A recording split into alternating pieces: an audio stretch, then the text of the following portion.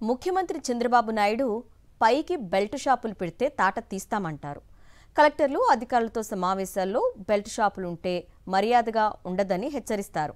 కానీ వేలాది బెల్ట్ షాపులు విచ్చలవిడిగా మద్యాలు అమ్మేసి పనిలో పనిగా నకిలీ మద్యంతో ప్రజల ప్రాణాలు తోడేసి కోట్లు వెనకేసుకుంటూనే ఉంటాయి. చిత్రం ఏంటంటే కలెక్టరు, ఎక్సైజ్ కార్యాలయాలు, పరిసర ప్రాంతాల్లోనూ బెల్ట్ షాపులు 3 సీసాలు 6 గ్లాసులు చందన సాగిపోతూనే ఉంది. ఇంత చండాలంలోనూ ఎక్సైజ్ అధికారుల మామూళ్ల వేధింపులు భరించలేక వైన్ షాపుల యజమానులు దుకాణాలకు తాళాలు వేసి మీరే అమ్ముకోండని అధికారుల మొహాన తాళాలు విసిరేసిన ఘటన కోనసీమ అంబేద్కర్ జిల్లాలో చోటు చేసుకుంది.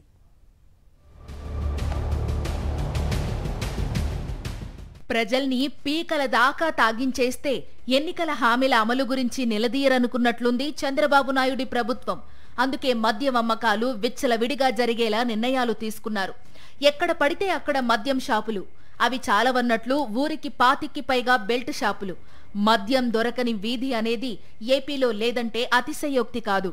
చిత్రం ఏంటంటే ముఖ్యమంత్రి చంద్రబాబు నాయుడి దగ్గర నుంచి జిల్లాల కలెక్టర్ల వరకు అంతా కూడా బెల్ట్ షాపులు పెడితే తాట తీస్తామంటూ పబ్లిక్ గా వార్నింగ్లు ఇస్తూ ఉంటారు. కానీ వారి కళ్ల ముందే బెల్ట్ షాపులు నడుస్తూ ఉంటే కళ్లు మూసుకుని తపస్సు చేస్తూ ఉంటారు.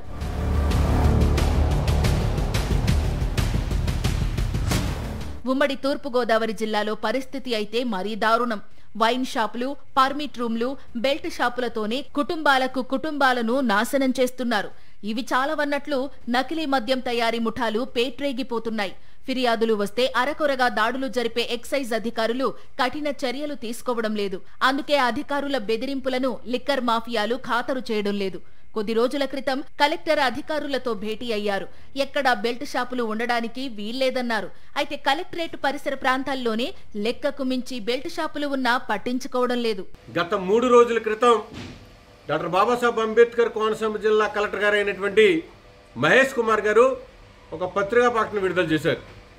గ్రామాల్లో ఎక్కడా కూడా బెల్ట్ షాపులు నిర్వహించడానికి వీల్లేదు, అటువంటి వారి మీద కఠిన చర్యలు తీసుకోమని చెప్పేసి కలెక్టర్ గారు ఆర్డర్లు ఇవ్వడం జరిగింది. మరి కలెక్టర్ ఆఫీస్ చుట్టూ పర్మిట్ రూములు ఉన్నాయి, ఎక్సైజ్ ఆఫీస్ చుట్టూ పర్మిట్ రూములు ఉన్నాయి. మరి ఇంత నిర్వహిస్తున్నప్పటికీ కూడా ఎక్సైజ్ అధికారులు మామూలు మత్తులో మునిగిపోయి మరి పట్టనట్టుగా వ్యవహరిస్తున్నారంటే ప్రజల ప్రాణాలతో వీళ్ళు చెలగాటమాడుతున్నారు. మద్యం షాపులు కానీ బెల్ట్ షాపులు కానీ ఒక వేళాపాళా లేకుండా నడుపుకోవడానికి అధికారులు అనధికారికంగా అనుమతులు ఇస్తున్నారు. అలా ఇచ్చినందుకు నెల మామూళ్లు వసూలు చేస్తున్నారు. ఒక పక్క మామూళ్లు నొక్కేస్తూ మరోవైపు తమని కాల్చుకు తినేస్తున్నారంటూ ఎక్సైజ్ అధికారులపై వైన్ షాపుల యజమానులు మండిపడుతున్నారు. అధికారుల వైఖరికి నిరసనగా తమ షాపులకు తాళాలు వేసి ఎక్సైజ్ అధికారులను నిలదీశారు. అంతేకాదు, షాపులు మేం నడపలేం, మీరే నడుపుకోండంటూ తాళాలు అధికారుల మొహం మీద కొట్టారు.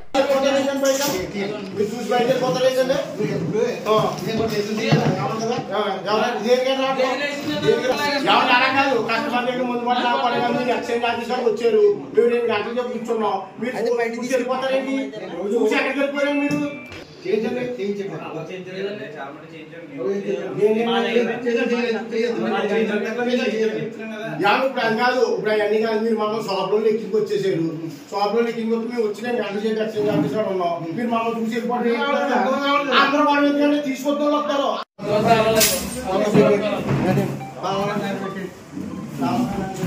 ప్రజల ప్రాణాలతో చెలగాటమాడే మద్యాన్ని నియంత్రించాల్సిన బాధ్యత చంద్రబాబు నాయుడిపైనే ఉందంటున్నారు వైఎస్ఆర్ కాంగ్రెస్ నేతలు.